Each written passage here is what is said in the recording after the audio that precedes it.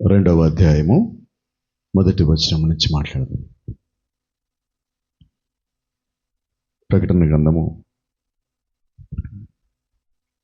2వ అధ్యాయము 1వ వచనం నుంచి.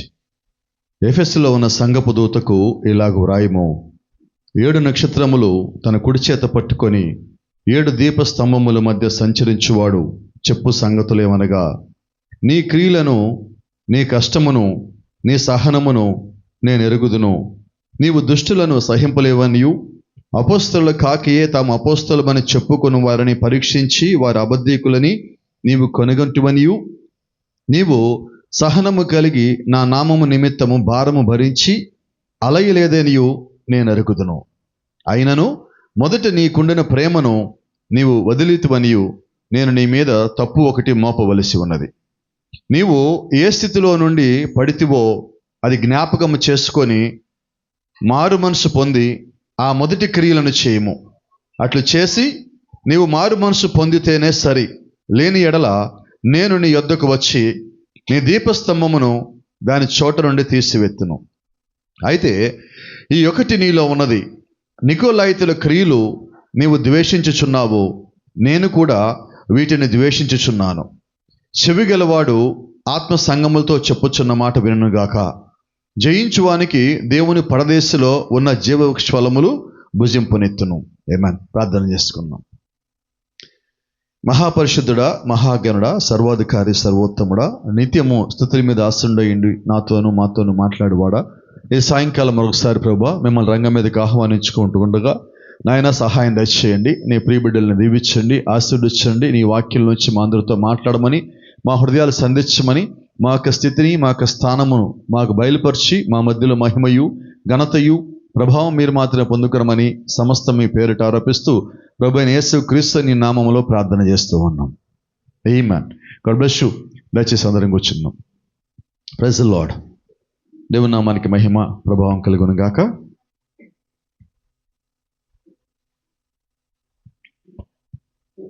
దేవుని యొక్క కృపను బట్టి మళ్ళా మనము ఈరోజు ఈ సాయంత్రం ఇక్కడ చేరి ఉన్నాం. నిశ్చయంగా దేవుడు చేసే సహాయం ఉన్నది. Praise the lord.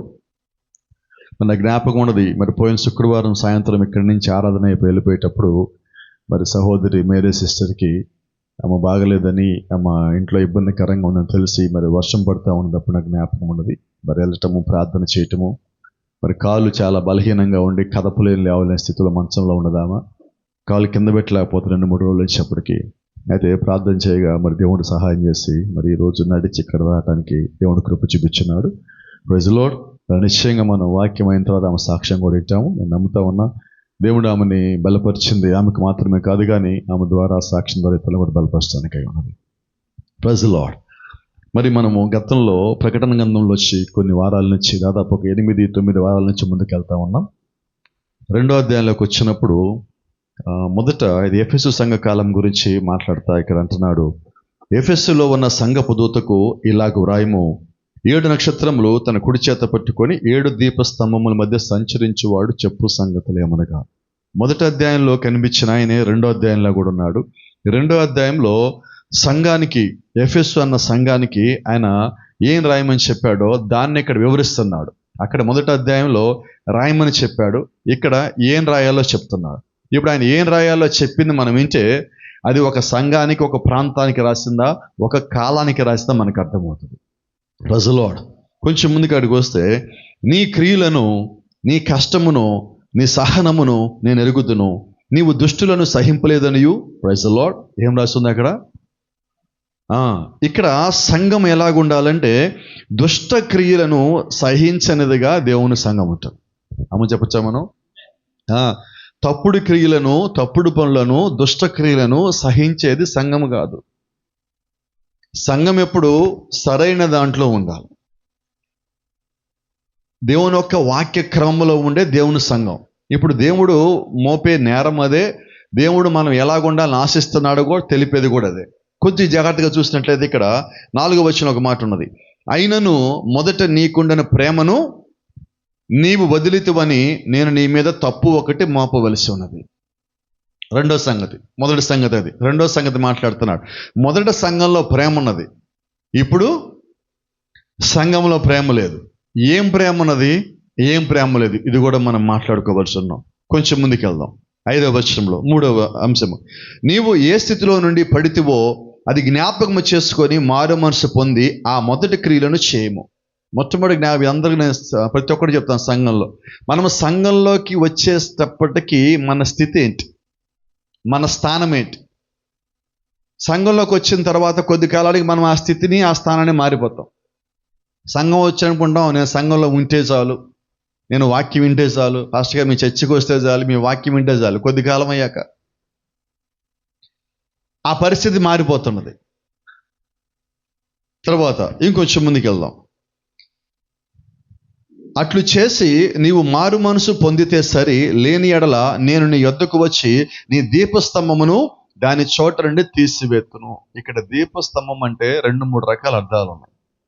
ఒక అర్థంలో నేను మీకు చెప్తా ఉన్నా, ఒక అర్థంలో మనం కానీ మాట్లాడితే దేవుడు నీకు ఇచ్చిన మహిమ. రెండోది దీపస్తంభం అంటే అక్కడ ఇచ్చిన పరిచర్య.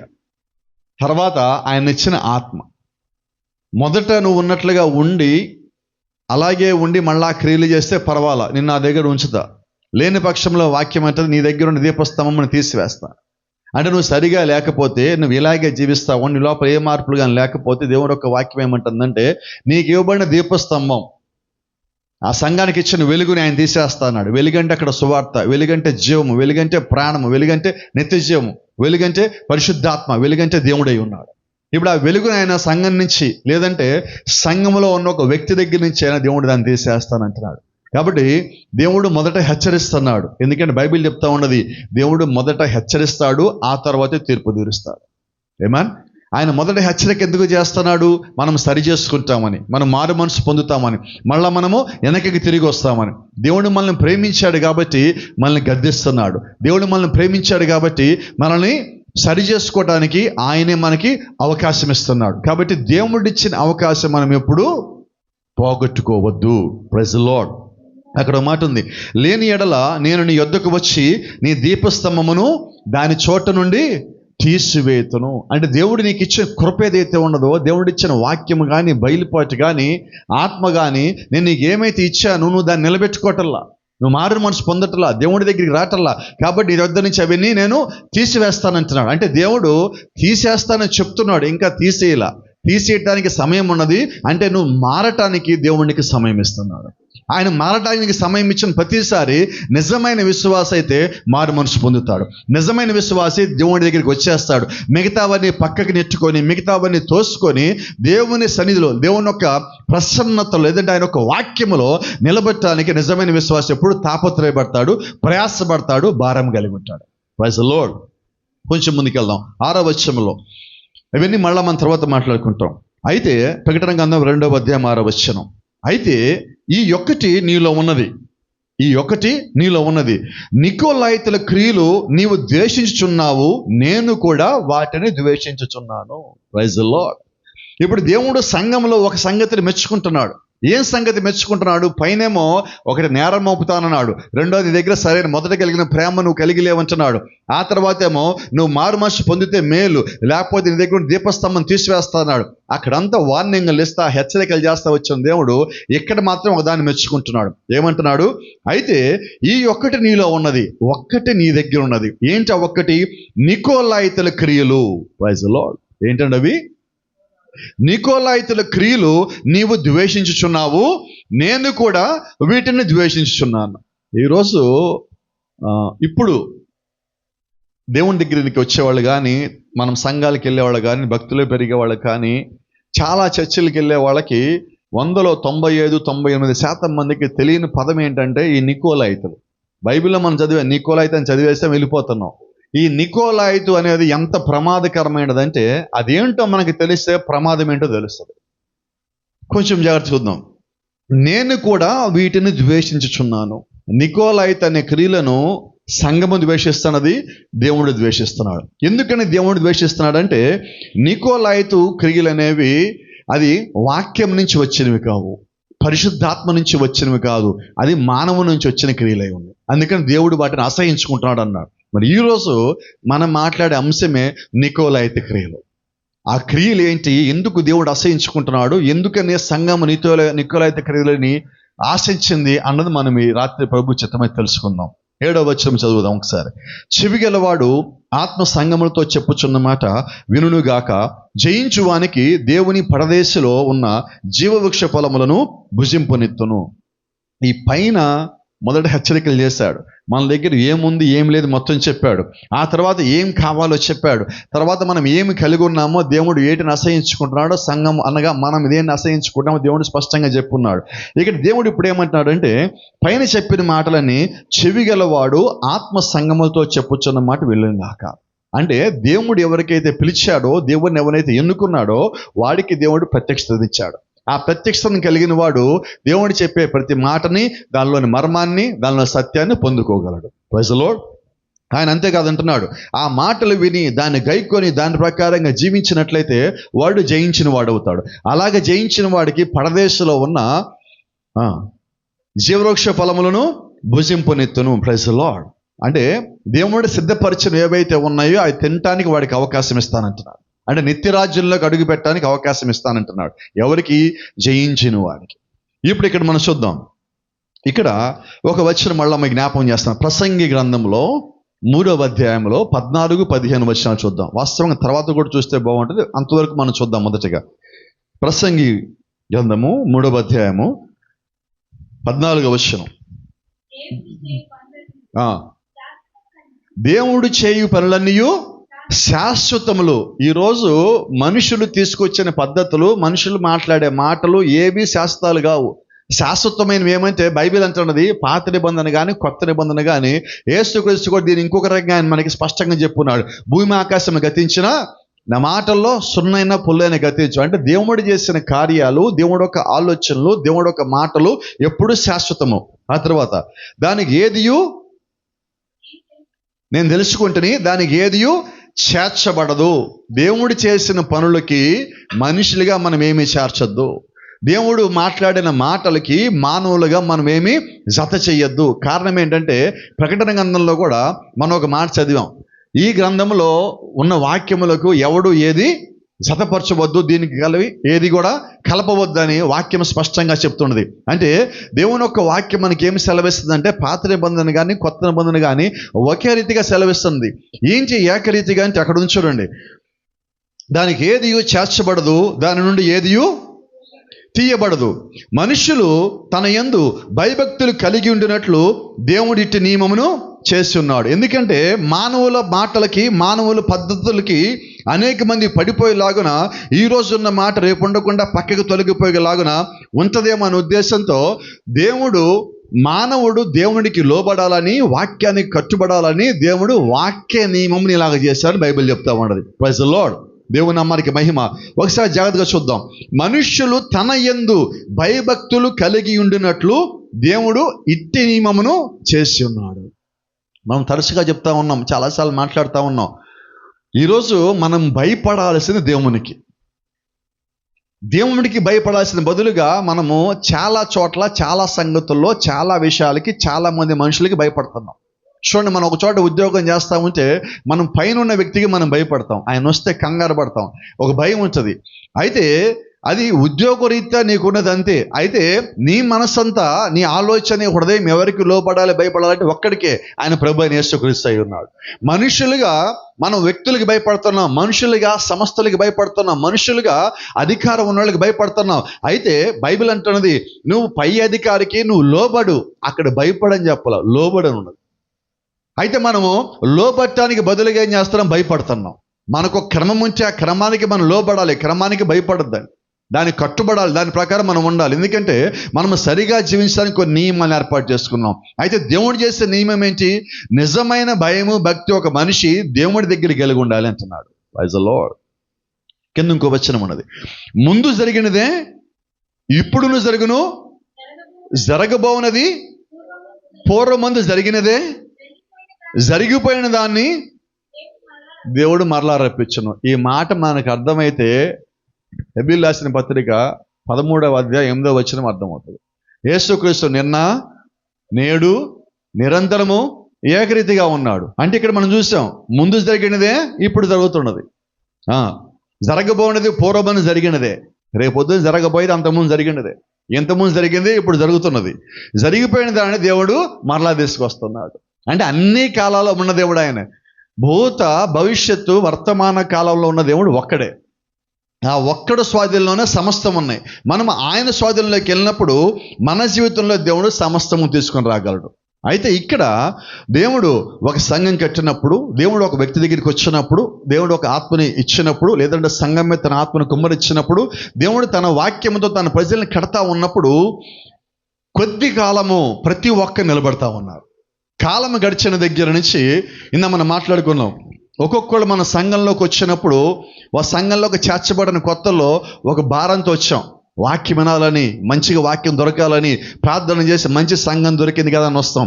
కొద్ది కాలం తర్వాత మంచి వాక్యం, మంచి సంఘం అనే స్థితిలో నుంచి మనము ఒక జారిపోయే, ఒక నిద్రణ అవస్థకి, ఒక గట్టకట్టుకుపోయే స్థితికి వస్తున్నాం. ఎందుకు ఈ స్థితికి వస్తున్నామంటే మనలో ఉన్న ఒక నిర్లక్ష్య ధోరణి, మనలో ఉన్న ఒక ప్రార్థన లేకపోవటం, మనలో సంఘముకు కానీ ప్రార్థన కానీ సరైన క్రమములో మనం రాలేకపోవటం, ఇవన్నీ కూడా దేవుడు మన మీద వేస్తా నిందలై ఉన్నాయి. ఈ నిందల మధ్యలో మనము దేవుడు మనతో మాట్లాడినప్పుడు, మనల్ని కొట్టినప్పుడు, తిట్టినప్పుడు వాక్యంలో బలమో లేదంటే ప్రార్థనలో బలమో తెచ్చుకొని దేవుడి దగ్గరికి వస్తామని చెప్పి ఒక తీర్మానం చేసుకొని కొద్ది కాలం బలంగా వస్తున్నాం. మళ్ళా జ్ఞాపకం చేయండి ఈ మాట. మన జీవితంలో ఎప్పుడన్నా ఏదన్నా ఒక బలహీనతో, ఇబ్బంది, బాధ వచ్చినప్పుడు అప్పుడు మనం చేసే ప్రార్థన, అప్పుడు మనం కలిగి ఉన్న విశ్వాసం, మనకి తెలియకుండానే మన ఇంట్లోనే మనమే ఉపవాసాలు ఉంటాం. మనకు ఒక సమస్య వచ్చినప్పుడు, ఆ సమస్య తీరిపోయిన తర్వాత కాసేపు సంఘ జీవితాన్ని పక్కన పెడదాం, సంఘము వాక్యము అన్నీ కాసేపు పక్కన పెడదాం. వ్యక్తిగతము కుటుంబంలో మనం ఎలాగ ఉన్నామో చూస్తే అలాగే మన సంఘంలో కూడా ఉంటాం. మన కుటుంబంలో ఒక శ్రమ శోధన వచ్చినప్పుడు ఇంట్లో కూడా ఎవరికి చెప్పము. భార్య భర్తకి పిల్లలకి తెలియకుండా ఉపవాసం ఉంటుంది, భర్త పిల్లలకి భార్య తెలియకుండా ఉపవాసం ఉంటారు, ప్రార్థన చేస్తాడు. తల్లిదండ్రులు ఇబ్బందులు ఉన్నారని పిల్లలు ఎవరికి చెప్పకుండా వాళ్ళు ప్రార్థన చేస్తారు. ఇప్పుడు కుటుంబం అంతా ఎలా ఉండదంటే వాళ్ళకి వచ్చిన ఒక అవసరాన్ని, ఇబ్బంది దాటానికి ఎవరి కాళ్ళు వ్యక్తిగతంగా బయటికి కనబడకుండా లోపల విశ్వాసభరితమైన ప్రార్థన చేస్తున్నాడు. మంచిదేనా? ఎస్ నోనా? బలమేనది కాదా? అది నిజంగా బలమే, అది నిజంగా మంచిదే, నిజంగా శ్రేష్టమైనదే. అయితే కొద్ది కాలం గడిచిన తర్వాత దేవుడు ఆ క్రియ చేయటం పూర్తి అయిపోయిన తర్వాత ప్రభువుకు ఒక్కసారి మనం వందనాలు చెప్తాం, ఆయనకి ఒక్కసారి ధన్యవాదాలు చెప్తాం. ఓ ప్రభు గొప్ప కార్యం చేశాడు. అప్పుడు మనము ఏమంటామంటే, నేను ఆ స్థితిలో ఉన్నప్పుడు దేవుడికి ప్రార్థన చేశా, నేను నా గదిలో ఉన్నాను, ప్రార్థన చేశా, రాత్రి పగల తేడా తెలుసుకోవాలా, ప్రార్థిస్తా ఉన్న సమయం గడిచిపోయింది, ఒక్కోసారి తెల్లవారిపోయిందని కూడా మనం మాట్లాడతాం. అయితే ఆ సమస్య గడిచిపోయిన ఒక 6 నెలల తర్వాత నీ ప్రార్థన ఎలాగున్నది? ఒక సంవత్సరం తర్వాత నీ ప్రార్థన ఎలాగుండదు? నీ జీవితం ఎలాగుండదు? మళ్ళా మనం ఉపవాసం చేసామా? లేదు. అటువంటి ప్రార్థన చేశామా? లేదు. ఏం జరిగినదంటే కొద్ది కాలానికి వ్యక్తిగతంగా మనం చల్లబడిపోతున్నాం. మళ్ళా సంఘం పరిగెత్తించాలి, పాస్టర్ గారు పరిగెత్తించాలి, సంఘ పెద్దలు పరిగెత్తించాలి, ఆరాధనలు పరిగెత్తించాలి, మళ్ళీ చప్పట్లు కొట్టనాలి, మళ్ళీ కేకలు వేయాలి, మళ్ళీ సంతోషంగా ఉండాలి, వాక్యం లోతుగా తీసుకునాలి, ప్రార్థనకి ఎందుకు రావట్లేదు మనమే పోయి అడగాల. ఇదంతా ఏం జరగాల? తిరిగి వెనక్కి పోతున్నాం. అయితే దేవుడు నేను ఎప్పుడు వెనక్కి పొమ్మని దేవుడు చెప్పలా, నువ్వు వెనక్కి పోతున్న కొద్దీ ఆయన చెయ్యి నీ వైపు ఇంకా చాపి నేను లాగుతానే ఉన్నాడు సంఘం వైపు. ఎందుకంటే ఆయన విడిచిపెట్టే దేవుడు కాదు. ఆయన ఒక మాట ఇచ్చాడు. ఏం మాట ఇచ్చాడు తెలుసా? నిన్ను విడువను ఎడబాయనని సెలవిచ్చాడు. ఏ సమయంలో నువ్వు జారిపోయినా, నువ్వు పడిపోయినా, నువ్వు వెనక్కి వెళ్ళిపోయినా ఆయన అంటున్నాడు, నిన్ను విడువను ఎడబాయను. నువ్వు సంతోషంగా ఉన్నప్పుడు కాదు, నువ్వు బాధలో ఉన్నప్పుడు, దుఃఖంలో ఉన్నప్పుడు కూడా దేవుడు నిన్ను వెంబడిచ్చే ఉంటాడు. ఆయన కృప నిన్ను వెంబడిచ్చే ఉంటుంది. ఆయన శాంతి, సమాధానం, నెమ్మది, దీవెన, ఆశీర్వాదం నిన్ను వెంబడిస్తానంటే కారణం ఏంటంటే ఆయనకు ఒక వాగ్దానం ఇచ్చాడు. ఏం వాగ్దానం ఇచ్చాడంటే, నేను నిన్ను విడువను ఎడబాయను. దేవుడు ఒక్క మాటిస్తే ఆయన జీవిత కాలానికి, కాలం అంతమైపోయేంత వరకు కూడా కట్టుబడే ఉంటున్నాడు. మరి దేవుడికి మాట ఇచ్చిన మనము అనేక సార్లు జారిపోతున్నాం. అంతేనా? కారణం ఏంటో చూద్దాం ఈరోజు. మొదటి సంఘకాలం మనం ఈరోజు ప్రారంభిస్తున్నాం, ఎఫెససు సంఘకాలము. దాంట్లో ఉన్న పరిస్థితుల గురించి మనం మాట్లాడుతున్నాం. మొదటిగా నికోలైతు అన్న పదం గురించి చూడండి. నికోలైతు అన్న క్రియల గురించి పరిశుద్ధాత్మకి విరోధంగా ఉన్నాయి. ఎందుకంటే దేవుడు అంటున్నాడు, నేను వాటిని అసహించుకుంటున్నా. అవునా? అంటే ఇప్పుడు దేవుడు అసహించుకునే కార్యాల పేరు నికోలైతు క్రియలు. అవునా? నికోలైతు క్రియలను సంఘం కూడా అసహించుకుంటుంది. అంటే సంఘానికి, దేవుడికి ఇష్టం లేని పనులు ఏంటంటే, అక్కడ దేవుడు అనే మాట కన్నా ఇంకా మీకు స్పష్టంగా అర్థమవడం కోసం మాట చెప్తున్నా, పరిశుద్ధాత్మ. అంతేనా? ప్రకటన గ్రంథంలో ఎఫెసు సంఘపు దూతకు ఎలాగూ వర్తమానం రాయి, ఎలాగూ ఉత్తరము రాయి అని చెప్పింది ఎవరు? పరిశుద్ధాత్మ దేవుడే కదా ప్రకటన గ్రంథంలో ఉన్నది. అంటే బైబిల్ అన్న మాట ప్రకారం ఒక చిన్న మాట మీకు జ్ఞాపకం చేయడానికి పరిశుద్ధాత్మ అనే పదం వాడుతున్నా. బైబిల్లో యేసుక్రీస్తు ఒక మాట అన్నాడు, ఇప్పుడు నేను మీ మధ్యలోకి వచ్చా, మనిషి కుమారుడిగా, దేవుని కుమారుడిగా మీ మధ్యలోకి వచ్చా. మీరు నన్ను హింసిస్తున్నారు, దూషిస్తున్నారు, కొడుతున్నారు, నేను క్షమిస్తాను. అయితే నేను వెళ్ళిపోయిన తర్వాత పరిశుద్ధాత్ముడు వస్తాడు. ఆయనకి వ్యతిరేకంగా మీరు ఒక్క మాట మాట్లాడినా, ఈ యుగమందైను రాబో యుగమందైనను ఏంటి ఎవరు మాట్లాడరా? ఏం లేదు, పాప క్షమాపణ లేదు. అంటే ఎవరికి వ్యతిరేకంగా మనం మాట్లాడకూడదు? పరిశుద్ధాత్మకి వ్యతిరేకంగా ఒక్క మాట మాట్లాడి మనకు పాప క్షమాపణ లేదు. కాబట్టి ఇక్కడ పరిశుద్ధాత్మగా ఉన్న దేవుడు ఏ క్రియలను అసహించుకుంటున్నాడు? నికోలాయితీ క్రియలను. ఇప్పుడు నికోలాయితీ క్రియలను పరిశుద్ధాత్మ అసహించుకుంటే మనం ఏం చేయాలి చెప్పండి? మనం ఆశయించుకోవటమే, మనకి ఆప్షన్ ఏమీ లేదు. ఇంకా దేవుడు మనకి అవకాశం ఇవ్వాలా, నీ అభిప్రాయం చెప్పమంటల్లా. ఆయనకి ఇష్టం లేకపోతే నాకు ఇష్టం లేదంతే. ఇప్పుడు బైబిల్లో ఎఫెసు సంఘం కూడా ఏమంటుంది? దేవుడు ఆ సంఘాన్ని ఎందుకని మెచ్చుకున్నాడంటే, ఒక సంగతి నేను మెచ్చుకోవాల్సి ఉన్నది. ఏంటా సంగతి? నికోలాయితీ క్రియలు నాకు ఇష్టం లేదు, నీకు ఇష్టం లేదు. నువ్వు ద్వేషించావు, నేను ద్వేషించా. ఆ ఒక్క దాంట్లో దేవుడు మనల్ని మెచ్చుకుంటున్నాడు. అవునా? ఒకవేళ మనమే ఆ ఎఫెసు సంఘంలో ఉంటే, లేదంటే ఇప్పుడు మనమున్న ఈ కాలంలో ఆ నికోలాయితీ క్రియలు కానీ ఉంటే, ఇప్పుడు మనం వాటిని తీసుకోవాలా, ద్వేషించాలా? గట్టిగా చెప్పచ్చు, ద్వేషించాలి. ఎందుకు? పరిశుద్ధాత్మ దాన్ని ద్వేషిస్తున్నాడు కాబట్టి. ఇప్పుడు అసలు నికోలాయితీ అంటే అని చూద్దాం. నికో అంటే జయించుట.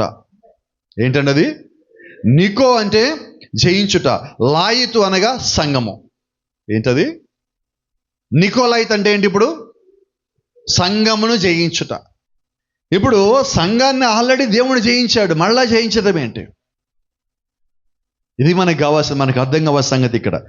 ఇది గమనించేది, పరిశుద్ధాత్మ యొక్క నడిపింపు నిరాకరించి ఆ బాధ్యతను ఒక మానవుడు అని పిలువబడే వ్యక్తికి కట్టబెట్టడమే నికోలాయితీ క్రియలు అంటే. ఏంటంటే నికోలాయితీ క్రియలు అంటే దేవుడికి ఇవ్వాల్సిన మహిమ, దేవుడికి ఇవ్వాల్సిన ఘనత, పరిశుద్ధాత్మ యొక్క నడిపింపు, పరిశుద్ధాత్మ యొక్క నాయకత్వాన్ని వద్దని, కాదని, నిరాకరించి, తోసేసి, నెట్టేసి దాని స్థానంలో ఒక మనిషిని పెట్టుకొని ఆ మనిషిని పూజించడం, ఆ మనిషిని ఆరాధించడం, ఆ మనిషిని దేవుడిగా చేయటం. ఇవన్నీ ఏ క్రియలు? గట్టిగా చెప్పండి, కొంచెం బలంగా చెప్పొచ్చేమో. ఇప్పుడు ఇలా మాట్లాడదాం. యేసుక్రీస్తు స్థానంలో మనం ఒకవేళ సిలువను పెట్టి కానీ పూజిస్తే దాన్ని ఏమంటారు? యేసుక్రీస్తు స్థానంలో మనం ఒక వ్యక్తిని పెట్టి కానీ పూజిస్తే చెప్పండి బలంగా. యేసుక్రీస్తు స్థానంలో ఒక మానవుడిని కానీ పెట్టి పూజిస్తే. ఈరోజు నేను చూస్తున్నాను చాలా సంఘాలకు వెళ్ళినప్పుడు, ఒకసారి ఒక విశ్వాసి చెప్తా ఉన్నాడు, ఈ దాదాపుగా ఒక 9-8 సంవత్సరాల క్రితం సంఘటన, 2018కి ముందు సంఘటన మాట్లాడుతున్నా. ఒక ఇంటికి వెళ్ళినప్పుడు పాస్టర్ గారి ఫోటో ఉంది వాళ్ళ ఇంట్లో. ఫస్ట్ ఒక ఫ్రేమ్ కట్టించి పెద్ద ఫోటో ఉన్నది. తర్వాత అక్కడి నుంచి ఇంకొక ఇంటికి తీసుకెళ్లారు, అదే సంఘంలో విశ్వాసి, అక్కడ కూడా సేమ్ ఫోటో ఉన్నది. ఇంకో చోటికి వెళ్ళి అక్కడ కూడా సేమ్ ఫోటో ఉన్నది. నేను ఆ ఫోటోని అదే చూస్తుంటే అక్కడున్న ఆ విశ్వాసి వచ్చి అంటున్నాడు, ఇది మా పాస్టర్ గారి ఫోటో అండి. పొద్దున్నే లేచి ఆయన చూడకపోతే ఏం క్రియలు? ఇప్పుడు ఆ పాస్టర్ గారు ఏం ఎంకరేజ్ చేశాడు చెప్పండి త్వరగా నాకు? నికోలాయితీ క్రియలు. ఒకళ్ళు నీ ఫోటో పెట్టుకొని ఇంట్లో పొద్దున్న లేవగా నీ ఫోటో చూడాలనుకుంటున్నారంటే నువ్వు దాన్ని ఖండించలేదంటే నీవెవరివి? నికోలాయితీవి. వాళ్ళు ఏం చేశారు? నికోలాయితీ క్రియలు చేశారు. రైట్, ఇప్పుడు ఇలా మాట్లాడుకుందాం. కొద్దిమంది కోపం రావచ్చేమో, నేను చెప్పేది అర్థం చేసుకోవడానికి ప్రయత్నించండి. ఇప్పుడు ఒక చోట మనం యేసుక్రీస్తు ఫోటోని చూసాం, ఇప్పుడు మనం ఏం చేస్తాం?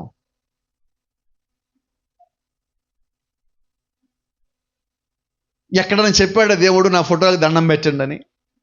కానీ మనం ఏం చేసాం? ఇప్పుడు దేవుడికి అది ఇష్టం లేదని చెప్పాడు. మీరు ఒక రూపాన్ని చేసుకోవద్దు, ఒక ఆకారం చేసుకోవద్దు అని ఇర్మియా ప్రవక్తలోంచి దేవుడు మాట్లాడాడు. ఇర్మియా ప్రవక్తలోంచి మాట్లాడింది ఎవరు? దేవుడే ఆత్మగా మాట్లాడాడు. అంటే ఆత్మ మాట్లాడిన దానికి మనం లోబడాలి. ఆత్మ వ్యతిరేకిస్తున్నది. ఏం వ్యతిరేకిస్తున్నాడు ఆత్మగా ఉన్న దేవుడు అంటే, మనము ఆయనకి ఇవ్వాల్సిన ఘనత ఆయనకి మాత్రమే ఇవ్వాలి. అవునా? తర్వాత చాలా సంఘాల్లో చాలా చోట్ల మనం చూస్తే పాస్టర్ గారు దేవుళ్ళు. ఇప్పుడు ఎవరండి? ఎవరు దేవుళ్ళు? ఇక నికోలైతు క్రియ అంటే ఏంటి? పరిశుద్ధాత్మ యొక్క నడిపింపు నిరాకరించి ఆ బాధ్యతను పరిశుద్ధ మానవుడు అని పిలువబడే ఒక వ్యక్తికి కట్టబెట్టుట లేక ఇచ్చుట. ఇది నికోలైతు క్రియలో మొదటి భాగం. దేవుడిని పక్కకి జరిపి, పరిశుద్ధాత్మని వాక్యం పక్కకి జరిపి, ఈరోజు ఏమన్నాం చాలామంది, వాక్యం ఏముందో మాకు అనవసరం అండి, మా పాస్టర్ గారు ఏం చెప్పారో చెప్పండి బలంగా, మా పాస్టర్ గారు చెప్పిందే ఫైన్లో. అంటే ఇప్పుడు మనం ఏం కాదన్నాం? దేవుణ్ణి కాదన్నాం, వాక్యాన్ని కాదన్నాం. వాక్యం ఏముంది నాకు అనవసరం అండి, మా పాస్టర్ గారు ఆయన సీనియర్, ఆయన పెద్ద పాస్టర్ గారు, ఎన్ని సంఘాలు ఉన్నాయి, ఎంత పరిచయం చేస్తాడు, ఆయన ఏం చెప్తే అదే ఫైన్లో. ఇప్పుడు నువ్వేం చేస్తున్నావు చెప్పండి? వాక్యాన్ని కాదన్నావు. వాక్యం అంటే దేవుడు. ఆది యందు వాక్యం ఉండెను, వాక్యము దేవుడొద్దుండెను, వాక్యమే దేవుడై ఉండెను. మరి వాక్యమే దేవుడైతే వాక్యం ఏం చెప్పిందో నాకు అనవసరం అన్నావండి, నువ్వు ఎవరిని వద్దంటున్నావు? దేవుని వద్దన్నది ఎవరు అంటే నికోలైతు క్రియలే. అవునా కాదు? బైబిల్లో లేనిది మనం చేస్తున్నామంటే మనం నికోలైతు క్రియలు చేస్తున్నాం. పరిశుద్ధాత్మ చెప్పినది మనం చెయ్యట్లేదంటే నికోలైతు క్రియలే. రెండు సంగతి మీకు జ్ఞాపకం చేస్తున్నా. ఒకటి, దేవుడు వద్దు అన్నది చెప్పింది చేయటం, వద్దు అన్నది మనం చేయటం. రెండోది, చేయమన్నది కాదనటం. ఈ రెండు నికోలైతు క్రియలే. అంతేనా? తర్వాత, అతను అందరికీ పైగా సర్వాధికారిగా ఉండుట. ఇప్పుడు మనం ఏం చేస్తామంటే సంఘమును వ్యక్తి చేతిలో తీసుకెళ్ళిపోయాం. చూడండి, ఇప్పుడు దేశం ఎవరి చేతిలో ఉంది? రాష్ట్రము, వ్యక్తులు. చట్టం చేతిలో లేదు, ఇప్పుడు వ్యక్తుల చేతుల్లో ఉన్నది. మనకు స్పష్టంగా తెలుస్తున్నది. ఇప్పుడు మనం చేస్తుంది ఏంటంటే తెలియకుండా మనము దేవుని కింద ఉండాల్సిన బదులుగా మనకి తెలియకుండా మనము వ్యక్తుల కిందకి వెళ్ళిపోతున్నాం. మనం చాలా చర్చలకు వెళ్ళినప్పుడు అక్కడి నుంచి ఎవరైనా విశ్వాసులు అటుగాని ఇటుగాని పక్కగాని తొలగితే ఈరోజు అనే మాట ఏంటంటే, నువ్వు మా సంఘానికి రాలేదు కాబట్టి నువ్వు పరలోకం పోవు. ఎక్కడికి? మా సంఘానికి రాలేదు కాబట్టి నువ్వు పరలోకానికి పోవు. లేదా సంఘం నుంచి వెళ్ళిపోయాళ్ళు మొత్తం దెయ్యాలు. ఇదేంటిది? ఇప్పుడు ఎవరు అక్కడ ఉన్నది? నికోలైతే కదా. సంఘం ఎవరిది? దేవుడిది. ఇప్పుడు దేవుడి సంఘాన్ని నా సంఘం అని ఎవరైతే అంటున్నారో ఆ వ్యక్తి ఎవరు? దేవుడికి పరిశుద్ధాత్మకి వ్యతిరేకమైన వ్యక్తి. ఒక వ్యక్తి దేవుడిలో ఉన్నాడా లేదా అని డిసైడ్ చేసేది నువ్వు నేను కాదు, అది దేవుని యొక్క వాక్యం. మనం తీర్పు తెచ్చలేము, మనం వాక్యము చెప్తాము, సరిచేయడానికి ప్రయత్నిస్తాము, తర్వాత ప్రార్థన చేస్తాము, దేవుడికి అప్పగించుతాం. ఇంతవరకే మనం చేయగలం. ఒక వ్యక్తి జీవితంలో దేవుడు ముందుగా ఏ నిర్ణయం కలిగి ఉన్నాడో దేవుడు అదే పని చేస్తాడు. అదేగా మనం బైబిల్ చదివాము ఇందాక, అంతేనా? ప్రసంగం చదివిన మాట అదే కదా. ముందుగా దేవుడు చూసినవే ఆయన చేస్తాడు, ఆయన అనుకున్నవే ఆయన చేస్తాడు, వేరేది కాదు. కాబట్టి ఈ కాలం వర్తమానికి కూడా ఒక మాట అంటాడు. ఆ మాట చాలా ఆశ్చర్యంగా ఉంటుంది. కొద్ది మందికి దేవుడు పుట్టుకతోనే పరిచర్య ఇవ్వలేదు అన్నాడు. ఎప్పుడు ఇవ్వలేదంట? పుట్టుకతోనే. ఇలా మాట్లాడుకున్నాం. మనకి దేవుడు యొక్క ప్రేమ ఏంటి, దేవుడు యొక్క నియమం ఏంటి, దేవుడు యొక్క విధానం ఏంటి, ఆయన చూసే దృష్టి ఏంటి, ఆయన యొక్క భవిష్యత్తులో ఆలోచన ఎలా కలిగి ఉన్నాడంటే, రెబ్కా గర్భవతి అయినప్పుడు రెబ్కా గర్భంలో ఎవరున్నారు? 2 కవల పిల్లలు ఉన్నారు. అవునా? ఎవరాళ్ళు? ఏశావు, యాకోబు. వాళ్ళు ఇంకా తల్లి గర్భంలోకి రాకముందుగానే దేవుడు ఒక మాట సెలవిచ్చాడు, ఏశావుని ద్వేషించితిని, యాకోబుని ప్రేమించితిని. అంటే వాడు భూమి మీదకి రావటానికన్నా ముందుగానే దేవుడికి ఒకటి పరిచయం లేదన్నాడు, ఇంకోటికి ఏమో పరిచయం ఇచ్చాడు. ఒకరిని ప్రేమించిన అన్నాడు, ఇంకొకరిని ప్రేమించాడు. వాళ్ళు బయటికి రావటానికన్నా ముందుగానే దేవుడు ఈ మాటలు చెప్తున్నాడు. అంటే మన జీవితంలో కూడా దేవుడు మన ఇంకా తల్లి గర్భంలో ఉండగానే మనం ఏమై ఉన్నామని ఎరుగున్నాడు. నిజమేనా? అయితే ఈ కాలంలో కూడా దేవుని యొక్క రాజ్యానికి ఏ వ్యక్తి వస్తాడు, ఏ వ్యక్తి రాడు అన్నది దేవుడికి ఒక స్పష్టత ఉన్నది. ఎవరు వాక్యానికి లోబడతారు, ఎవరు లోబడరు అన్నది కూడా దేవుడికి స్పష్టంగా ఉన్నది. ఎవరికి అవకాశం ఇవ్వాలి, ఎవరికి ఇవ్వకూడదు అన్నది కూడా దేవుడికి స్పష్టత ఉన్నది. నిన్న మనం చదివే ఇదే అధ్యాయంలో, నువ్వు మొదట ఎలాగున్నావో నువ్వు మారు మనసు పొంది మొదట చేసిన క్రియలను మళ్ళా చేసిన ఎడల అని దేవుడు అంటున్నాడు. అంటే నువ్వు ప్రారంభంలో బాగున్నావు, ఇప్పుడు పాడైపోయావు, చెడిపోయావు, వాక్యం నుంచి దూరం అయిపోయావు, తొలగిపోయావు, ప్రార్థన లేదు, విశ్వాసం లేదు, క్రమం లేదు, జీవితం లేదు, సాక్ష్యం లేదు, అన్నిటి నుంచి తొలగిపోయి ఉన్నావు. అయితే దేవుడిని తోసేలా, నెట్టేలా, విసిరేలా, తీర్పులో పడేలా ఆయన అంటున్నాడు, ఇప్పటికీ గద్దిస్తే నిన్ను ప్రేమించాడు కాబట్టి నీకు ఇంకొక అవకాశం ఇచ్చి నువ్వు ఇప్పుడైనా సరి చేసుకుంటావా అంటున్నాడు. నిజమైన విశ్వాసం అయితే ఏం చేయాలి? దేవుడు ఒక గద్దింపు రాగానే ఎమ్మటే లోబడాలి. అయితే ఈరోజు దేవుడు మనల్ని గద్దిస్తున్నా, దేవుడు మనల్ని హెచ్చరిస్తున్నా, దేవుడు ఇదే నీకు చివరి వార్నింగ్ అని చెప్తున్నా, మనం ఏం చేస్తామో తెలుసా? దేవుని సన్నిధిలో మనం నటిస్తాము. కొన్నిసార్లు మనకు తెలియటల్లా, ఎంత స్థితికి వెళ్ళిపోయాడు మనకు తెలియటల్లా. ఇది తెలిసి మనం చేస్తామంటలా. ఈ సందర్భంలో మనం ప్రార్థనలో కూడా మనకు తెలియటల్లా, కొన్నిసార్లు మనము నటిస్తున్నాం. ప్రార్థనలో కూడా, వ్యక్తిగతమైన ప్రార్థనలో కూడా, నేను బాగానే ఉన్నాను కదా ప్రభువా, అంతా బాగానే ఉన్నాను కదా ప్రభువా, నీ నిమిత్తం పని చేస్తున్నా, నీ నిమిత్తం ప్రార్థన చేస్తున్నా, ఇదిగో ఈ వాక్యంలో కరెక్ట్గా ఉన్నా, ఆ వాక్యంలో కరెక్ట్గా ఉన్నా అని మనం ఏం చేస్తున్నామంటే కొన్నిటిని మనం ముందు పెట్టుకొని మనల్ని బాగానే ప్రమోట్ చేసుకుంటాం దేవుడి దగ్గర ప్రార్థనలో. అయితే దేవుడు కొన్ని సంగతులు కాదు, అన్ని సంగతులు చూస్తాడు నీ జీవితంలో. నిజమేనా? మనం ఒక దాంట్లో మంచివాళ్ళమే, రెండో దాంట్లో కొంచెం తక్కువ మంచివాళ్ళం, మూడో దాంట్లో సగం మంచివాళ్ళం, చివరికి వచ్చేసరికి మనలో మంచిదనమే లేదు. ఇప్పుడు మనం ఏం చేస్తామంటే మంచిగా ఉన్న సంగతులు ముందు పెట్టుకుంటున్నాం. అవునా? మిగతా సంగతి ఏంటి? అయితే ఆ మిగతా సంగతులు అన్నింటినీ కూడా చూసేవాడు దేవుడై ఉన్నాడు. దేవుని నామానికి మహిమ కలుగును గాక. చూడండి, నికోలాయితు సంఘములో ఒక మాటగా నుండి దాని తర్వాత సంఘకాలంలో ఒక బోధగా మారను. మొట్టమొదటిగా నికోలాయితు అనేది ఒక వ్యక్తి కాదు, నికోలాయితు అనేది ఒక బోధ కాదు, నికోలాయితు అనేది ఒక మాట. ఇది ఎక్కడి నుంచి వచ్చింది? నికోలాయితు అనే ఒక వ్యక్తి దగ్గర నుంచి వచ్చినది. ఒక వ్యక్తి చెప్తున్న మాటలలో అందరూ వింటం బిగిన్ చేశారు. అక్కడి నుంచి వచ్చింది. ఎందుకని ఇలాగ వచ్చింది? సంఘాన్ని దారి తెప్పించడానికి, దేవుడి యొక్క వాక్యంలోంచి, దేవుడి యొక్క క్రమంలోంచి తొలగించడానికి అపవాది ఒక వ్యక్తిని ఎన్నుకుంటే ఆ వ్యక్తి మాట్లాడిన మాటే ఇదిగో మనం ఈరోజు మాట్లాడుకుంటున్న ఈ మాట. నికోలాయితు వాక్యం నుంచి తొలగిపోయేలాగా చేయటం. మొదటి నుంచి ఇప్పటిదాకా మనం చూసుకుంటే దేవుడు మనల్ని చూసి అసహించుకునేది ఒక్క సంగతిలోనే, మనం పాపము చేయటం. రెండో, దేవుడు మనల్ని అసహించుకునే సంగతి ఏంటంటే నువ్వు వాక్యం నుంచి తొలగిపోవటం. ఎందుకంటే ఈ వర్తమానం అంటుంది పాపం అంటే ఏదో కాదు, అవిశ్వాసము. అవిశ్వాసం అంటే వాక్యం నమ్మకపోవటం. ఇక్కడ నికోలాయితు క్రియలు అంటే ఏంటి? వాక్యాన్ని నమ్మకపోవటమే కదా. అంటే ఇప్పుడు నికోలాయితు దేవుడు ఎందుకు అసహించుకున్నాడంటే అది వాక్యాన్ని దోసేస్తున్నది. ఈరోజు మనము చాలా చోట్లకి ప్రార్థనలకు వెళ్తున్నాం, కూడికలకి వెళ్తున్నాం, అనేక మందిని కలుస్తున్నాం, కొన్నిసార్లు సేవకుల్ని, కొన్నిసార్లు విశ్వాసుల్ని, చాలా చోట్ల పరిచర్ని మనం కళ్ళాలో చూస్తున్నాం, కొన్నేమో మన వీడియోల్లో కూడా వింటున్నాము, చూస్తున్నాము. అయితే మనం గమనించినట్లయితే లేఖనానుసారంగా ఎంతమంది ఉంటున్నారు అంటే మనం వేళ మీద లెక్క పెడుతున్నాం. వాళ్ళు దాంట్లో సరిగ్గా ఉంటారండి, వీళ్ళు దాంట్లో సరిగ్గా ఉంటారండి మనమే చెప్పేస్తున్నాం. అంటే ఈరోజు సేవకునికి ఉన్నంత జ్ఞానము విశ్వాసి కూడా వచ్చేసింది. మరి ఎందుకని విశ్వాసం ఇంకా సంపూర్ణంగా మారలేదు? ఎందుకంటే పాత క్రియలు ఇంకా మన లోపల ఉంటున్నాయి. వాటి నుంచి మనకి దాని నుంచి బయటికి రావటానికి మనము ఇష్టపడటల్లా. అయితే బయటికి రావాలని కోరుకుంటున్నాం. ఏంటండి ఆశ్చర్యం? బయటికి రావాలని కోరుకుంటున్నాం కానీ రావటానికి ఇష్టపడటల్లా. ఆశ్చర్యంగా ఉంటుంది కదా ఈ మాట. ఒక తప్పో పాపం చేసే వ్యక్తి సంఘంలో కూర్చున్నప్పుడు, ప్రార్థనలో ఉన్నప్పుడు, వాక్యం వినేటప్పుడు అనుకుంటాడు, చిచి నేను చేస్తున్న అసహ్యమైన పని, చండాలమైన పని, నీచమైన పని, ప్రభువా ఇక నేను నీ నుంచి బయటికి రావాలనుకుంటున్నాను అంటాడు. కానీ సంఘం బయటికి వెళ్ళగానే, ఆ గేటు దాటగానే ఇక్కడేం చేశాడు? బయటికి రావాలని కోరుకున్నాడు, ఆశపడ్డాడు, ప్రార్థించాడు, కానీ గేటు దాటగానే చెప్పండి, మనం కూడా అంతే కదా.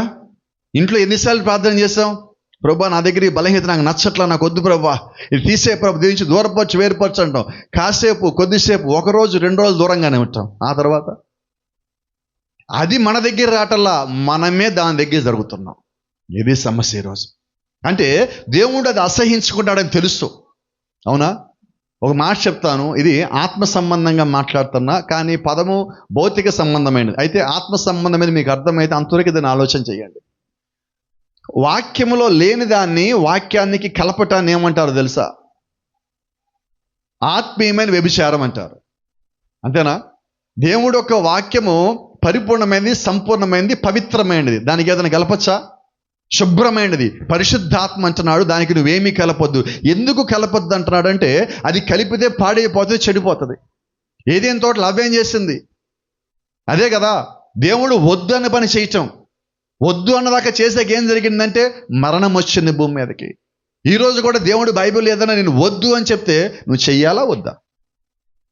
వద్దు అంటే వద్దు అంతే. నాకు కూడా నాకు అదే మాట్లాడుతున్నాం. నాకు ఆ క్రియలు ఇష్టం లేదు, నేను ద్వేషిస్తున్నా, నీవు కూడా ద్వేషిస్తున్నావు, అందుకే నువ్వంటే నాకు ఇష్టమని సంఘాన్ని అంటున్నాడు. అంటే దేవుడు పరిశుద్ధాత్మ ఏదైతే నచ్చిందో, ఇష్టమన్నాడో, ఎలాగుంటే దేవుడికి నచ్చుతామో మనం అలాగుండాలి. లేఖనం కూడా అంటుంది దేవుడికి ఇష్టడుగా ఉంటేనే నువ్వు దేవుని యొక్క రాజ్యానికి వెళ్ళగలవు. ఆయనకి ఇష్టడుగా ఉండకుండా నువ్వు ఆయన్ని తృప్తిపరచలేవు. లేఖనం సెలవిస్తామని దేవుణ్ణి మనం తృప్తిపరచాలా. ఈరోజు మనం ఏం చేస్తున్నాం? దేవుణ్ణి సంతోషపెట్టటల్లా. చాలాసార్లు 100కి 98, 99, ఒక్కొక్కసారి 99.9% మనం ఎవరిని సంతోషపెడుతున్నాం? చెప్పండి బయటికి బలంగా. చర్చిలో ఉన్నాం కదా, నిజాలు చెప్పొచ్చు. అక్కడ చెప్పండి, మనుషులేనా? ఎందుకు మనం మనుషులను తృప్తిపరుస్తున్నామంటే వాళ్ళు మనం చేసిన పనులు చూసి సంతోషంగా ఉంటే మనం కూడా సంతోషం. అయితే నేను అంటున్నాను, ఆ సంతోషం కొద్దిసేపే ఉంటుంది. నువ్వు 100 రూపాయలు పెట్టో, 50 రూపాయలు పెట్టో, చిన్నపిల్లడికి ఒక చాక్లెట్ కొని ఆ చాక్లెట్ చూసినప్పుడు వాడు ముఖం ఎలాగా ఉంటుంది? సంతోషంగా ఉంటుంది. ఎంత సంతోషంగా ఉంటాడో. మా డాడీయో, మా తాత, మా అమ్మమ్మ, మా అక్క, మా పిన్నో నాకంటే చాలా ఇష్టం అంటాడు. అయిపోయిందా? ఒక వారం తర్వాత వాడు చాక్లెట్ అడిగాడు, నువ్వు ఇవ్వనను. ఇప్పుడు ఐ హేట్ యూ అంటాడు, నువ్వు నాకు ఇష్టం లేదు పో అంటాడు. ఇదేమైంది అంటే మీ ఇంట్లో లేదా మన ఇంట్లో ఉన్న ఒక పిల్లోడికే వాడు అడిగింది మనం ఇవ్వకపోతే వాడి దృష్టిలో మనం ఏమయ్యాం? శత్రువులు అయిపోయి ఏకంగా. మరి ఇప్పుడు నువ్వు దేవుడిని తృప్తిపరచాలంటే ఏం చేయాలి? ఒకరోజు చాక్లెట్ ఇచ్చే పని కాదు ఇది. దేవుడిని తృప్తిపరచడం అంటే ప్రతిరోజు వాక్యానికి లోబట్టి, ప్రతిరోజు కట్టుబట్టం, ప్రతిరోజు వాక్యానుసారంగా జీవించటం. ఇప్పుడు మనం ఏమనుకుంటున్నామంటే ఏదో ఒక్కరోజు మాత్రం బాగా జీవిస్తున్నాం మనం. ఏ రోజు చెప్పమంటారా? ఉపవాసం చేసే రోజు. నాకు తెలిసి చాలామంది ఉపవాసం చేసేటప్పుడు వాళ్ళు వ్యక్తిగతంగా ఉపవాసం చేయని, సంఘంలో ఉపవాసం చేయని, కుటుంబంలో ఉపవాసం చేయని, వాళ్ళు ఎంత బాగుంటారో తెలుసా?